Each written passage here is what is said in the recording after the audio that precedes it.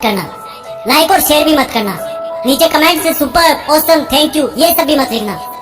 अगर कर सको तो अपने अंदर आज एक आग जरूर पैदा कर लेना, जो तब भी जलती रहेगी जब तुम्हारी जिंदगी भुस्से के कगार पर खड़ी होगी।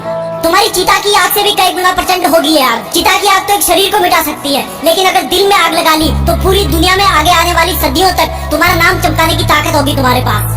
तो फिर ये पढ़ाई लिखाई ये कोई तोप नहीं है जो तुम्हारे सीने को छलनी कर देगी।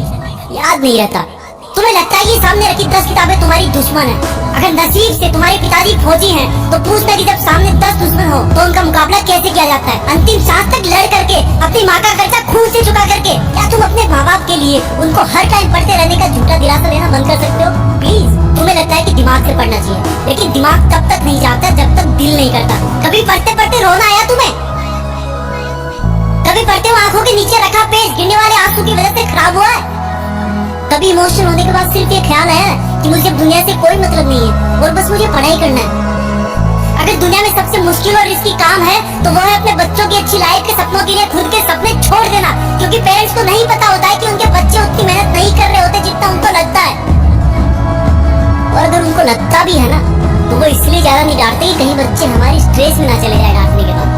इससे भी ज्यादा मुश्किल काम है बच्चे के सपनों को मजदूरी करके पूरी करना, खेती करके पूरी करना। लेकिन फिर भी हमारे माँ बाप खुशी खुशी वो सब काम करते हैं जो वो नहीं चाहते कि हम सपने में भी करें। क्योंकि जब मैं अपनी मासूम सी भोली सी शक्ल लेकर उनके सामने जाऊंगा और बोलूंगा कि पापा थोड़े पैसे चाहिए, किताबें लानी है, तब उस वक्त वो बिल्कुल नहीं चाहेंगे कि मुझे उनकी बेबस आंखों की तरफ देखने का एक सेकंड भी मौका मिले, क्योंकि उनकी आंखों में बहुत कुछ देखा है, बहुत कुछ देखा है, और वो बिल्कुल भी नहीं चाहते कि उनकी आंखों में हम वो सब देख पाए उनकी तरह। काश कितना विश्वास तुम्हें अपने इरादों पर भी होता जितना विश्वास वो तुम पर करते हैं। आज मैं अपने पापा को खेत में पीने का पानी पकड़ाने गया। वो सुबह से खेत में काम पर लगे हुए थे। रात को बारिश आई थी, लेकिन इस वक्त की धूप और गर्मी देख के लग रहा था कि मानो सूरज लावा उगल रहा हो। मेरी मम्मी ने कहा कि सर पे तौलिया रख के जा, धूप बहुत है। मैंने कहा नहीं माँ, बस अभी आया वापस। खेत में दूर से पापा दिख गए थे, वो भी मुझे देख लेते लेकिन रुके नहीं। दूर से मुझे ज्यादा कुछ नहीं दिखा, लेकिन पास जाने में पाया कि वो पसीने में पूरी तरह से भीगे हुए थे और उनके सिर पे रखा सफेद तौलिया भी पसीने और मिट्टी से मटमेला हो गया था। मैंने पानी का जग दिया और उन्होंने वो खड़े खड़े पी लिया। जब मैं वापस लौटने के लिए पीछे मुड़ा तो मुझे अपने कंधे पर कुछ रखे जाने का एहसास हुआ और वो बोले, लगता तुम्हारी माँ ने आते देखा नहीं तुम्हें, मेरा तौलिया सर पे डालो, बेटा धूप बहुत है। थैंक गॉड मैं उनकी बात सुनने से पहले ही मुड़ चुका था, नहीं तो मेरी आंखें इस एहसान को उठा नहीं पाती। पापा ने मुझको तौलिया नहीं, एक बहुत बड़ी सीख दी थी कि जिस काम को वो कर रहे हैं वो कभी नहीं चाहते कि वो काम मैं भी करूं। और मैंने अपने आप को चेतावनी दी कि मैं कर क्या रहा हूँ। 10 किताबों को सामने रखे मेहनत करने का ढोंग रचा करके। हमारे दिमाग में जो लड़के लड़की वाला घुटरगु चलता रहता ना हर टाइम, ये सब उम्र का खेल है। हर कोई पैदा होता है, बड़ा होता है और फिर बूढ़ा होकर मर जाता है, लेकिन फिर भी पूरी उम्र उसको यही लगता है कि मैं तो हमेशा जिंदा रहूंगा और बस इस धरती के लग्जरी और सुखों में लग जाता है। और एक्सक्यूज सुनो, फिर एंटरटेन भी तो जरूरी है, मूवी भी ना देखूं क्या?